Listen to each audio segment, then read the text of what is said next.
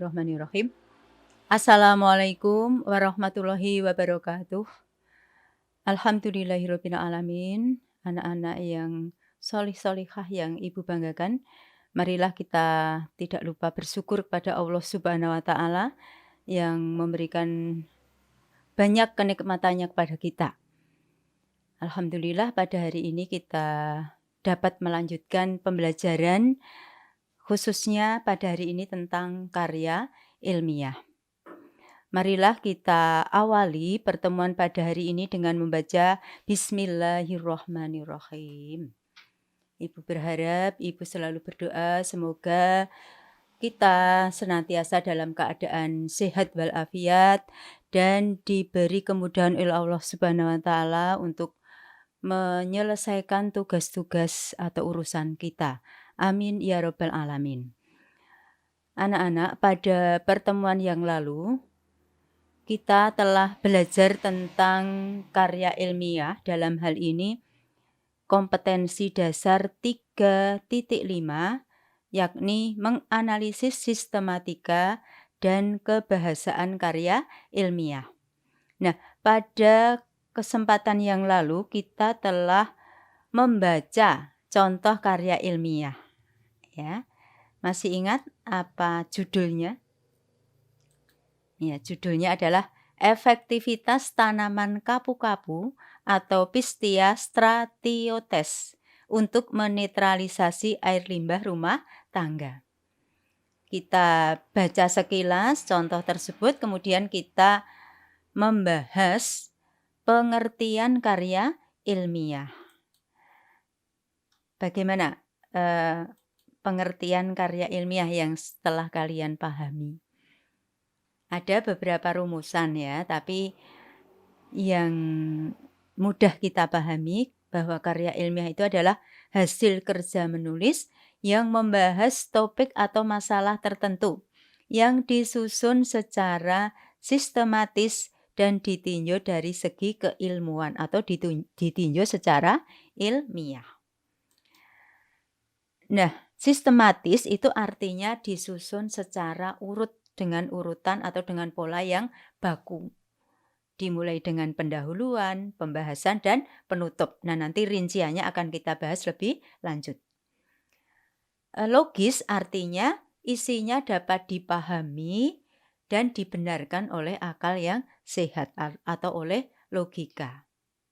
Nah, ilmiah itu ya artinya dengan memerhatikan kaidah etika, kejujuran ilmiah, serta menggunakan metode, struktur, dan sistematika penulisan ilmiah.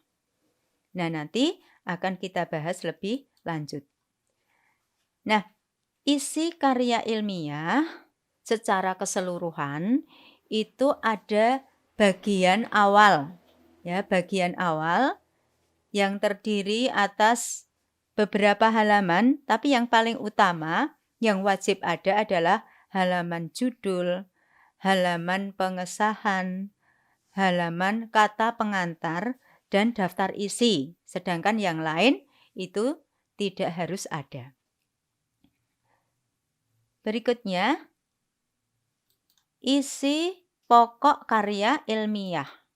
Isi pokoknya itu terdiri atas pendahuluan yang di dalamnya ada latar belakang, rumusan masalah, tujuan, dan manfaat.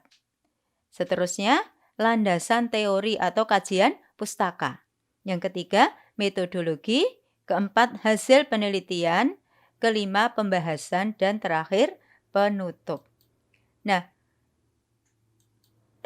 yang ketiga, bagian yang ketiga adalah bagian akhir. Bagian akhir karya ilmiah itu harus ada berupa daftar pustaka dan lampiran. Nah, lampiran ini sesuai dengan kebutuhan. Nah, isi karya ilmiah tersebut, terutama isi pokoknya, itu disusun secara sistematis dengan beberapa bab. Ya, ada beberapa alternatif nanti yang dapat kita pilih. Ada yang terdiri atas 5 bab, seperti yang sudah Ibu sampaikan ini, bab 1 pendahuluan, bab 2 metodologi, bab 3 kajian pustaka, bab 4 hasil penelitian dan pembahasan, bab 5 penutup. Ada juga yang simple, hanya terdiri atas 3 bagian atau 3 bab, yaitu bab pendahuluan. Nah, di dalamnya dijelaskan atau dipaparkan latar belakang, rumusan masalah, tujuan penelitian, manfaat, dan metode pengumpulan data. Kemudian bab 2 yaitu pembahasan yang merupakan jawaban dari rumusan masalah, dan yang ketiga adalah penutup berisi simpulan dan saran. Nah, nanti kalian dapat menggunakan sistematika yang simpel ini untuk praktik menyusun karya ilmiah. Nah, yang kita bahas selanjutnya pada pertemuan yang lalu adalah kebahasaan, ya. Kebahasaan karya ilmiah. Di antaranya yang harus kita pahami bahwa karya ilmiah itu menggunakan bahasa baku dengan kata-kata yang bermakna lugas, kata yang bermakna sebenarnya. Di dalamnya terdapat banyak istilah atau kata teknis terkait dengan hal yang dibahas atau masalah yang dibahas. Lalu di dalamnya juga ada rincian, ya, rincian terutama rincian rumusan masalah, tujuan, manfaat, rincian langkah-langkah, dan sebagainya. Kemudian banyak digunakan berbagai macam kata penghubung, berbagai kata rujukan, dan menggunakan kalimat tanya atau kalimat interrogatif terutama pada rumusan masalah. Yang terakhir, unsur kebahasaan yang kita pelajari pada pertemuan yang lalu adalah digunakannya kalimat pendefinisian di dalam karya ilmiah, terutama pada landasan teori. Nah, pada kesempatan ini kita akan membahas lebih lanjut tentang cara atau langkah-langkah mengonstruksi atau menulis karya ilmiah. Nah, ini kompetensi dasar 4.5. Anak-anak, untuk dapat menulis karya ilmiah dengan baik, kita harus melakukan langkah-langkah. Langkah yang pertama adalah menentukan topik. Ya, menentukan topik. Langkah yang kedua, menentukan tujuan. Yang ketiga, mengumpulkan bahan atau data. Yang keempat, menyusun kerangka karya ilmiah. Yang kelima, mengembangkan kerangka menjadi karya ilmiah yang lengkap atau yang utuh. Yang keenam, mengedit naskah karya ilmiah. Dan yang terakhir, menulis naskah jadi. Termasuk di dalamnya menentukan judul. Nah, masing-masing akan kita bahas lebih lanjut. Langkah yang pertama, menentukan topik. Nah, ada syarat-syarat topik yang harus kita perhatikan ini anak-anak. Di antaranya ini, nomor 1, topik karya ilmiah itu harus menarik. Syukur unik, ya. Menarik itu relatif, ya. Tapi kita yakin bahwa yang kita pilih adalah hal yang menarik. Ya, yang kedua, bermanfaat. Kalau tidak ada manfaatnya, ya apa gunanya untuk kita bahas, ya? Sia-sia, ya. Maka kita cari topik atau masalah yang bermanfaat. Yang ketiga, mempunyai lingkup pembahasan yang terbatas. Jadi tidak terlalu luas. Ya, kita batasi pada hal tertentu yang kita bahas. Nanti akan kita pelajari lebih lanjut terkait dengan contoh-contoh topik. Yang keempat, topik karya ilmiah itu harus sesuai dengan minat dan kemampuan penulis. Ya, kalian siswa SMA, nah topiknya ya sesuaikan dengan minat kalian dan kemampuan kalian. Tidak usah yang muluk-muluk, nanti malah tidak bisa dikerjakan. Lalu yang kelima, mempunyai data dan fakta. Ya, harus ada data karena data itulah yang akan kita pakai untuk menjelaskan atau membuktikan sesuatu yang kita bahas.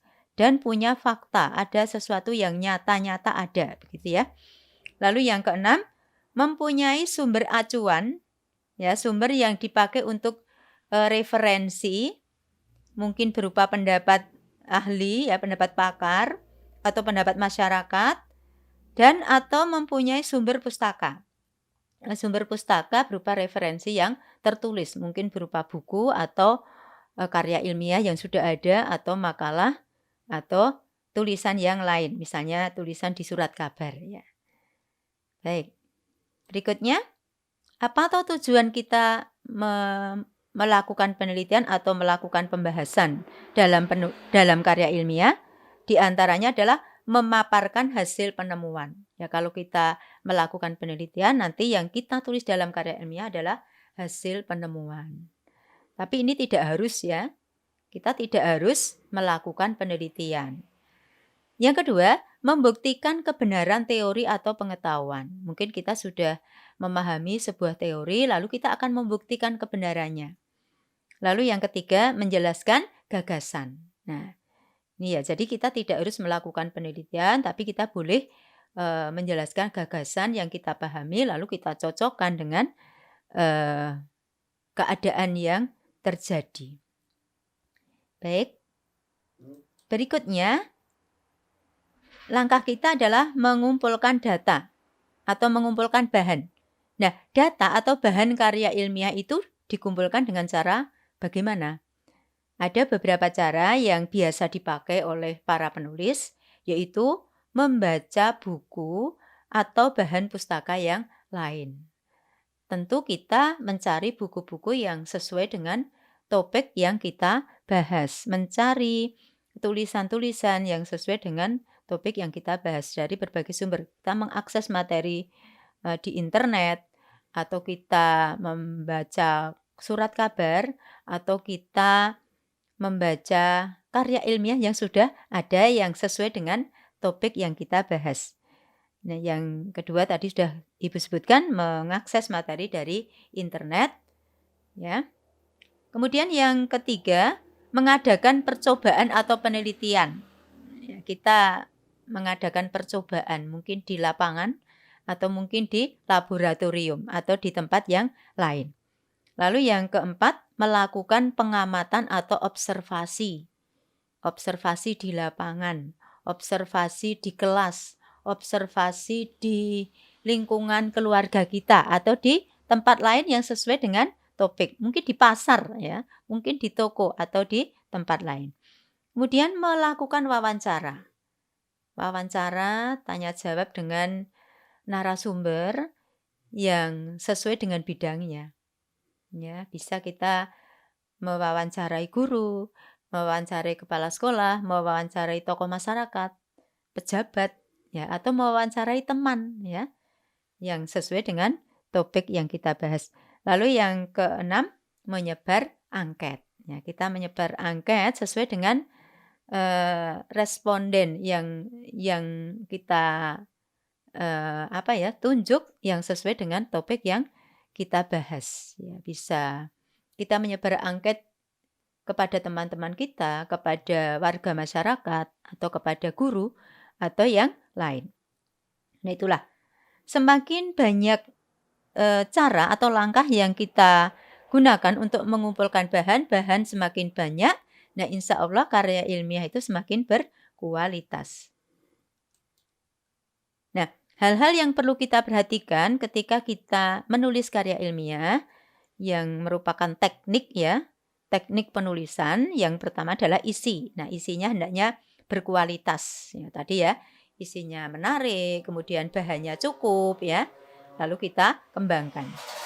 Kemudian yang kedua sistematika, ya urut-urutan, ya ini harus urut ya, harus logis ya urutannya, ya sesuai dengan yang tadi sudah Ibu sebutkan atau Ibu jelaskan. Lalu yang ketiga adalah bahasa. Tentu kita pilih bahasa kata-kata yang tepat, yang maknanya lugas, yang baku ya. Penyusunan kalimatnya bagaimana, hendaknya efektif ya. Kemudian kalimat-kalimat kita susun menjadi sebuah paragraf yang tepat dan kita tentukan judul dengan kata yang tepat juga, yang menarik ya. Nanti ada ketentuan bagaimana kita menentukan judul. Yang keempat adalah penulisan ya. Kita memperhatikan pedoman penulisan. Di antaranya adalah pedoman ejaan bahasa Indonesia atau PUEBI yang di dalamnya diatur pemakaian huruf kapital, huruf miring, huruf yang dicetak tebal, penggunaan tanda-tanda baca, pemenggalan, penyingkatan, dan sebagainya. Juga kita perhatikan kamus bahasa Indonesia karena kita dapat mengetahui kata yang baku itu diantaranya dari kamus. Berikutnya yang kelima adalah penggunaan kertas ya. Biasanya karya ilmiah itu ditulis dengan ukuran kertas yang sudah ditentukan. Biasanya A4 ya. Kemudian jenis kertasnya, kertas HVS, ukuran berapa? 70 gram. Lalu margin itu batasannya itu juga ditentukan. Tipe hurufnya biasanya Times New Roman, ukurannya 12. Itu diantara yang harus kita perhatikan. Ya, anak-anak, di samping itu yang harus kita perhatikan adalah penentuan judul. Ada beberapa syarat judul sebuah karya ilmiah. Yang pertama adalah menarik. Ya. Karya ilmiah judulnya harus menarik, tapi menarik ini relatif ya. Biasanya kalau karya yang berupa fiksi itu judulnya bisa benar-benar unik begitu ya. Tetapi karya ilmiah ini judulnya ya tetap harus sesuai dengan isi karya ilmiah. Ya. Kalau topiknya menarik, insya Allah judulnya juga menarik. Kemudian yang kedua adalah singkat. Ya, singkat ini juga relatif ya. Ada karya ilmiah yang judulnya itu sampai 12 kata. Boleh ya, sampai 12 kata. Ini paling panjang. Ya. Kemudian yang ketiga, menimbulkan keingintahuan pembaca. Karya ilmiah ini judulnya menimbulkan keingintahuan pembaca. Kalau tadi pembaca itu bisa tertarik untuk membaca karya ilmiah dan ingin tahu, penasaran akan isinya. Kemudian yang ketiga, sesuai dengan isi karya tulisnya. Kalau judul fiksi itu bisa menggunakan salah satu kata dari kata yang digunakan di dalam cerita. Nah, karya ilmiah ini judulnya harus sesuai dengan isinya, harus menggambarkan isinya. Baik, nanti kita Ibu tunjukkan contoh judul karya ilmiah. Nah, di samping hal-hal yang sudah kita bahas tadi, karena di dalam karya ilmiah itu harus ada daftar pustaka, kita harus belajar tentang penulisan daftar pustaka. Daftar pustaka itu merupakan daftar buku atau sumber tertulis yang kita pakai sebagai dasar penulisan karya ilmiah atau kita pakai sebagai referensi dalam penulisan karya ilmiah. Ada beberapa ketentuan yang harus kita pahami, harus kita taati. Ketentuan yang pertama adalah sebuah buku sebagai sumber pustaka di dalam daftar pustaka ditulis dengan urutan sebagai berikut. Ini tolong perhatikan ya urutannya, yaitu nama pengarang, terus tanda titik, tahun terbit, titik, judul buku, titik, kota tempat penerbit, titik, kota tempat penerbit, kemudian titik 2, nama penerbit, titik. Ya, diakhiri dengan tanda titik. Ketentuan yang kedua, nama pengarang ditulis dengan meletakkan kata terakhir itu di bagian awal. di bagian depan. Diikuti tanda koma, diikuti kata pertama, kedua, dan seterusnya. Nama gelar pengarang tidak perlu ditulis dalam daftar pustaka. Ketentuan yang ketiga, judul buku itu dicetak miring. Ya, biasanya karya ilmiah itu diketik atau ditulis di komputer ya. Tapi kalau ditulis tangan, misalnya karena terpaksa, ya tidak ada sarana, misalnya di tempat yang terpencil, tapi sekarang ini ya pasti ada ya, biasanya ada. Nah, jika ditulis tangan, itu cetak miring diganti dengan garis bawah. Jadi judul buku digaris bawahi. Setiap kata di dalam judul buku diawali dengan huruf kapital kecuali kata depan atau kata hubung. Ya. Ketentuan yang keempat, jika jumlah buku lebih dari 1, memang harus lebih dari 1 ya. Tidak mungkin karya ilmiah kok pustaka yang digunakan hanya 1. Pasti lebih dari 1, 2, 3, bahkan ada yang sampai puluhan ya. Penulisannya itu diurutkan secara alfabetis atau ditulis sesuai dengan urutan abjad. Tentu dimulai dengan huruf A. Nah, pengurutannya berdasarkan nama pengarang setelah dibalik. Ketentuan yang kelima, jika penulisan pustaka tidak cukup dalam satu baris, mungkin karena nama pengarangnya panjang atau judul bukunya panjang gitu. Baris kedua dan seterusnya itu ditulis menjorok dengan jarak antar baris 1 spasi. Nah, menjoroknya berapa huruf ya? Ini bervariasi, ada yang 4, ada yang 5, ada yang 6. Tapi saya lihat atau Ibu lihat itu kebanyakan 4 ya. Kemudian jarak antar pustaka 2 spasi. Kalau tadi jarak antar baris dalam satu pustaka itu 1 spasi, agak rapat gitu ya. Nah, jarak antar pustaka 2 spasi, agak renggang. Kemudian yang ke-7, daftar pustaka tidak dinomori, tidak diberi nomor urut atau tidak diberi tanda apapun.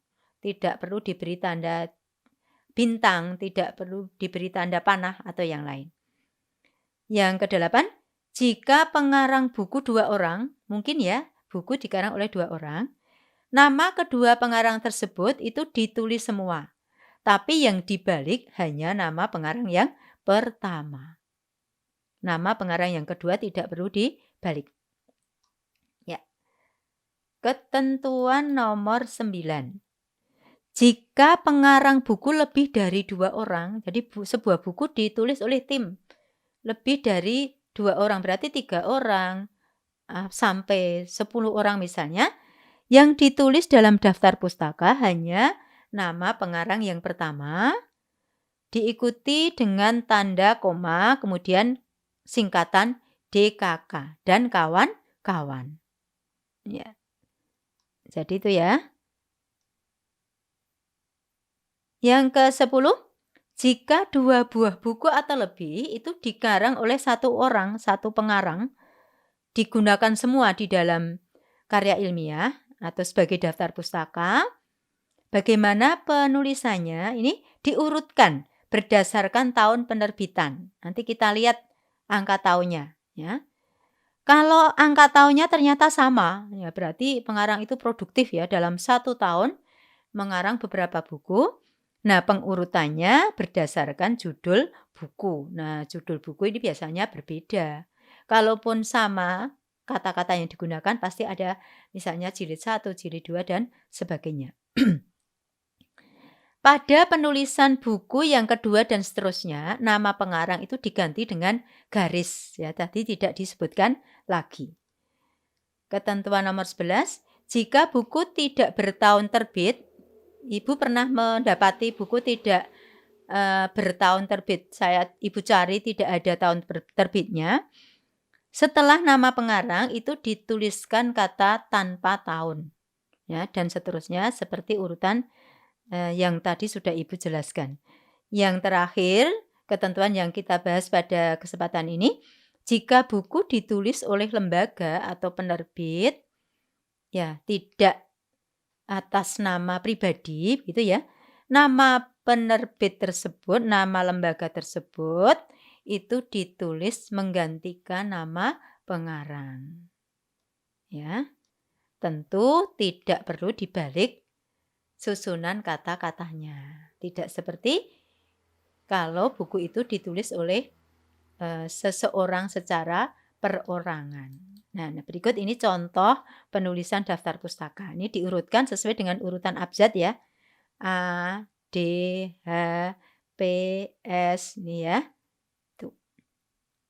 Nah, yang pertama ini Abror, Rahman. Nama aslinya, nama sebelumnya atau sebelum dibalik adalah mungkin Abdul ya. Abdul Rahman Abror. Lalu dibalik menjadi Abror, Abdur Rahman. Angka tahun, lalu judul buku ditulis dicetak miring. Setiap kata diawali dengan huruf kapital kecuali kata dan. Ini kecil ya. Diikuti tanda titik. Yogyakarta sebagai kota terbit, titik 2, lalu nama penerbit diakhiri dengan tanda titik. Nah, ini tidak cukup dalam satu baris, maka baris kedua ditulis menjorok. Ini ada berapa nih? 5 ketukan, 5 huruf ya. Jarak antar baris 1 spasi. Kemudian jarak antar pustaka 2 spasi. Nih, kemudian yang kedua ini Darmawati Uti. DKK. Nah, berarti buku ini ditulis oleh lebih dari 2 orang. Ya, yang ditulis hanya nama pengarang yang pertama. Nama pengarangnya Uti Darmawati dibalik menjadi Darmawati, Uti DKK dipisahkan dengan tanda koma dan seterusnya. Ini ya. Kemudian ini Hirata Andrea. Jadi pengarangnya adalah Andrea Hirata. Ini sudah terkenal ya, kalian sudah hafal. Nah, ada 2 buku Andrea yang digunakan untuk penulisan karya ilmiah ini yang diterbitkan tahun 2007 dan 2008. Maka penulisannya diurutkan sesuai dengan urutan terbitnya.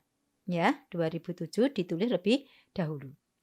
Nah, nama Andrea Hirata pada penulisan buku yang kedua itu digantikan dengan baris seperti ini. Kemudian ini berikutnya Pusat Bahasa Departemen Pendidikan Nasional. Ini adalah nama lembaga yang menggantikan nama pengarang.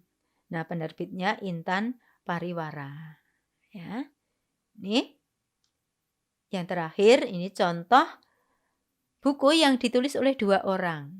Nama kedua pengarangnya ditulis, yang dibalik hanya nama pengarang yang pertama. Nama pengarang yang pertama adalah Alek Suryanto. Maka ini ditulis Suryanto, Alek dan Agus Haryanto. Agus Haryanto ini nama pengarangnya memang seperti ini. Nah, ini ada kesalahan ini. Tadi Ibu edit malah berubah ini. Nah, ini Ibu edit kembali.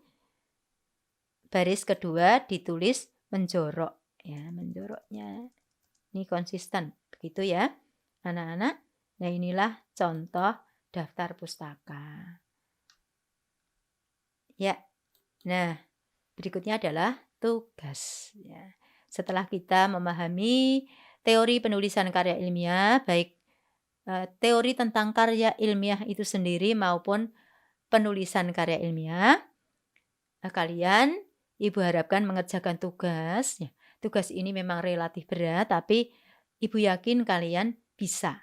Ya, tugas ini biasanya disusun oleh kelompok. Ya, tapi karena masa pandemi seperti ini yang kalian itu tidak dianjurkan untuk bertatap muka dulu.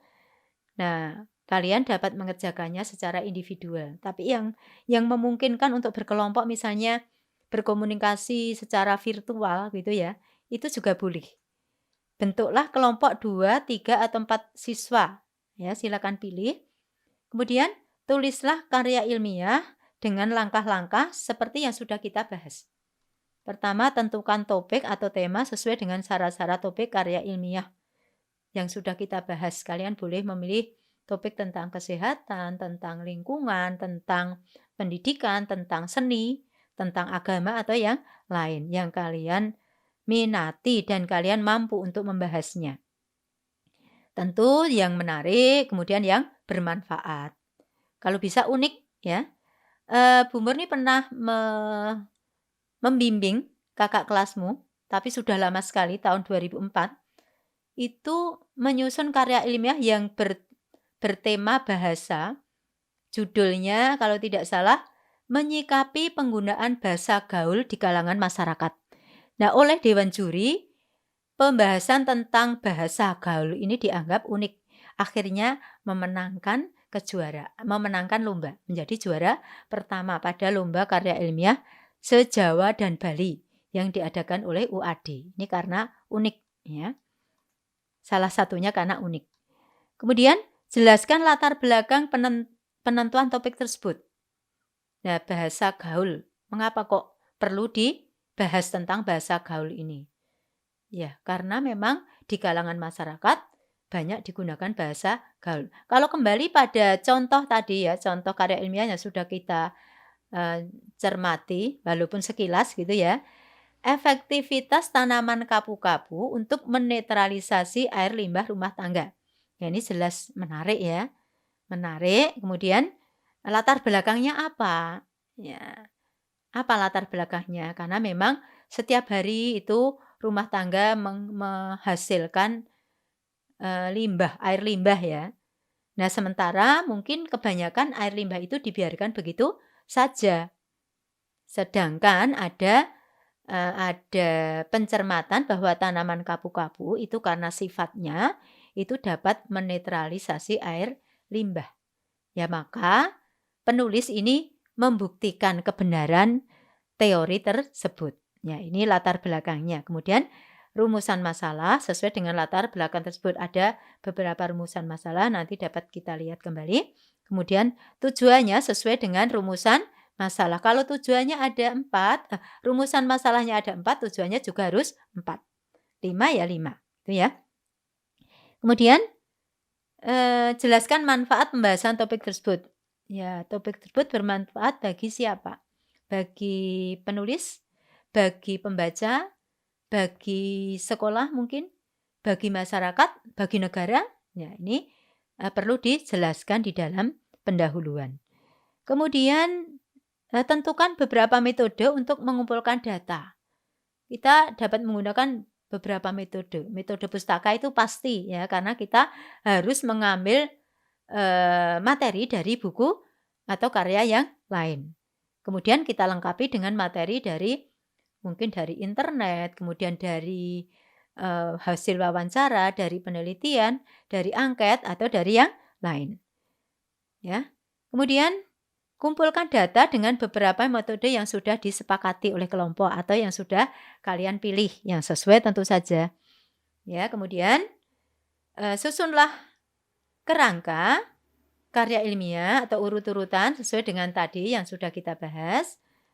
Lalu kembangkan kerangka tersebut menjadi karya ilmiah, artinya tulislah karya ilmiah menggunakan data yang sudah terkumpul. Ya, kalau sudah tersusun, cermati atau baca kembali karya ilmiah yang sudah ada. Ibu yakin karena kalian mungkin pertama kali menulis karya ilmiah, ya di sana-sini masih ada kesalahan atau kekurangan, itu perlu kalian edit. Ya, kalian bisa minta tolong kepada orang lain untuk mengeditkan karya ilmiah tersebut. Nah, apa yang perlu diedit? Seperti yang sudah kita bahas dalam hal bahasa tadi ya.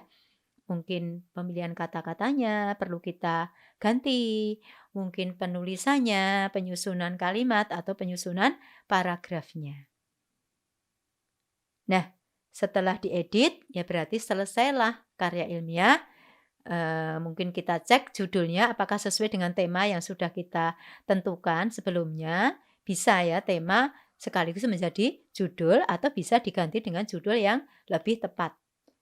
Ya, karya ilmiah siap dikumpulkan. Nah, tadi karya ilmiah dapat disusun secara individual. Nah, tidak dibenarkan kalian menjiplak karya orang lain ya, karena di internet itu banyak ya contoh karya ilmiah kalian ambil lalu kalian kumpulkan, ini tidak boleh. Itu dosa dalam dunia tulis menulis.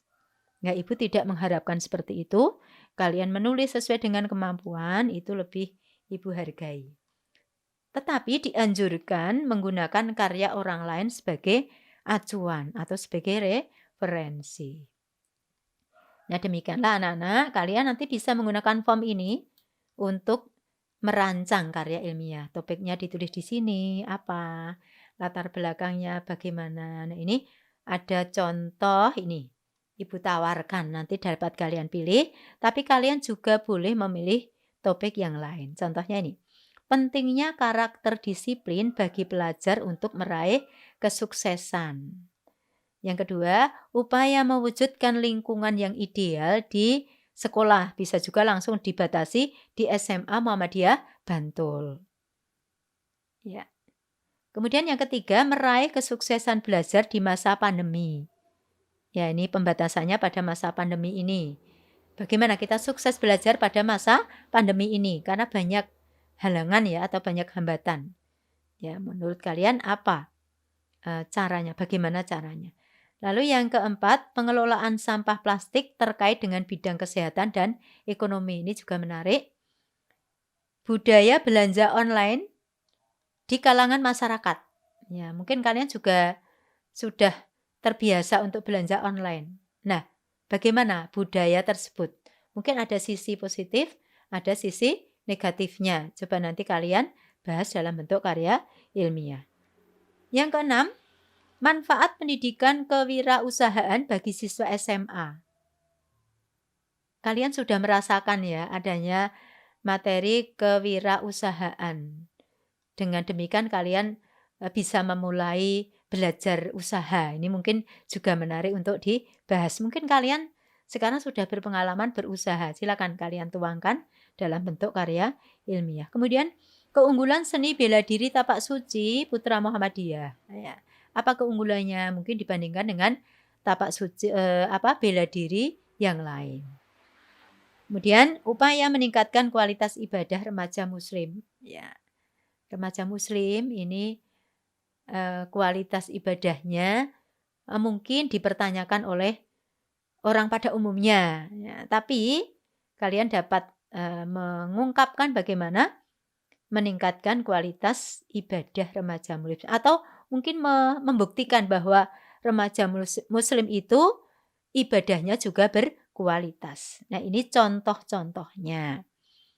Ya, nanti kalian dapat memilih satu di antara contoh ini atau dapat menentukan sendiri.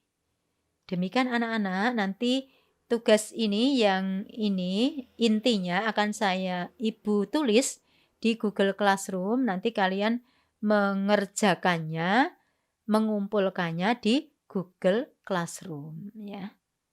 Demikian Ibu doakan mudah-mudahan kalian diberi kemudahan oleh Allah Subhanahu wa taala dalam mengerjakan tugas yang relatif berat tetapi mulia ini.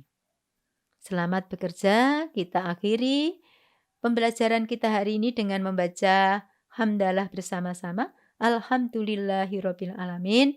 Ibu akhiri nasrum minallah wa fathun qarib. Wassalamualaikum warahmatullahi wabarakatuh.